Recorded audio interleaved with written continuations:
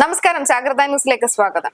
ജനങ്ങളുടെ ആരോഗ്യവും സുരക്ഷയും മുൻനിർത്തി food safety and standardise of India നിരവധി കാരണങ്ങൾ കൊണ്ട് വിവിധ വർഷങ്ങളിൽ നിരോധിച്ച ചില ഭക്ഷണങ്ങൾ നമ്മുടെ രാജ്യത്തുണ്ട്. അവ എന്തൊക്കെയാണെന്ന് നോക്കാം. ചൈനീസ് പാലും പാൽ ഉൽപ്പന്നങ്ങളും 2008 ഭക്ഷ്യസുരക്ഷാ വകുപ്പ് നിരോധിച്ച ഭക്ഷണങ്ങളാണ്.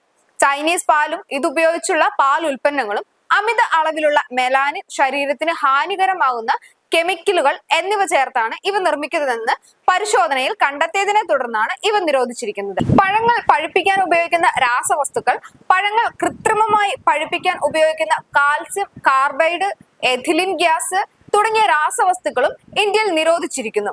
ഇവ ചില ക്യാൻസർ സാധ്യതയെ കൂട്ടുമെന്ന് കണ്ടെത്തിയതിനെ തുടർന്നാണ് നിരോധിച്ചത്. 2016 ഭക്ഷ്യസുരക്ഷാ വകുപ്പ് നിരോധിച്ച ഒന്നാണ് പൊട്ടാസ്യം ബോർമേറ്റ്. ബ്രെഡുകൾ പോലുള്ളവയിലായിരുന്നു ഇവ അമിതമായി ചേർത്തിരുന്നത്. പൊട്ടാസ്യം ബ്രോമൈറ്റിന്റെ അമിത ഉപയോഗം തൈറോയ്ഡ് ക്യാൻസറിലേക്ക് വഴിവെക്കുമെന്ന് കണ്ടെത്തിയതിനെ തുടർന്നാണ് ബ്രെഡ്, ബേക്കറി ഉൽപ്പന്നങ്ങൾ എന്നിവയിൽ പൊട്ടാസ്യം ബ്രോമേറ്റ് ഉപയോഗിക്കരുതെന്ന കർശന നിയമം ഭക്ഷ്യസുരക്ഷാ വകുപ്പ് നൽകിയത്. Red bull energy drink. നിലവിൽ വിൽക്കപ്പെടുന്ന റെഡ് ബുൾ എന്ന എനർജി ഡ്രിങ്ക് 2006 ഭക്ഷ്യസുരക്ഷാ വകുപ്പ് ബാൻ ചെയ്ത പാനീയമാണ്. ഇവയിൽ അമിതമായി അടങ്ങിയിട്ടുള്ള കഫെയിൻ എന്ന പദാർത്ഥം ആരോഗ്യ പ്രശ്നങ്ങൾക്ക് വഴിവെക്കുമെന്ന് കണ്ടെത്തിയിരിക്കുന്നു.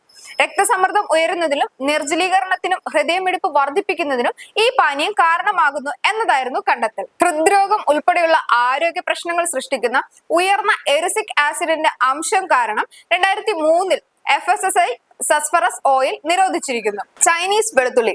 ചൈനയിൽ നിന്ന് ഇറക്കുമതി ചെയ്ത വെളുത്തുള്ളിയിൽ ഉയർന്ന അളവിൽ കീടനാശിനി കണ്ടെത്തിയതിനെ തുടർന്നാണ് 2019 FSSAI ഇവ നിരോധിച്ചത്.